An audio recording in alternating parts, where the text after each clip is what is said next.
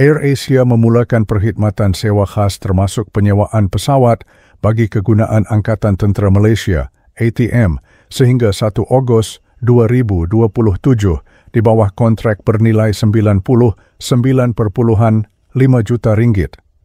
Perkhidmatan itu merangkumi penyewaan harian dan sewaan eksklusif pesawat bagi laluan domestik seluruh negara, sekaligus menjadikan AirAsia sebagai penyedia pengangkutan udara yang efisien untuk sektor pertahanan.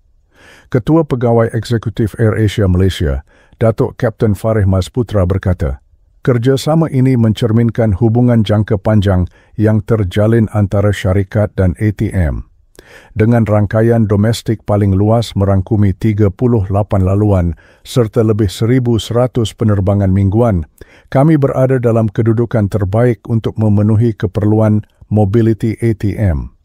Sebagai syarikat penerbangan untuk semua, kerjasama ini mengukuhkan lagi komitmen kami untuk terus berkhidmat kepada negara dan menyokong inisiatif kerajaan, katanya dalam satu kenyataan. AirAsia menyokong pergerakan anggota ATM melalui penerbangan komersial sedia ada dari Isnin hingga Jumaat bagi tujuan tugasan rasmi dan kebajikan, selaras dengan jadual semasa bagi memastikan kelancaran operasi dan keselesaan anggota.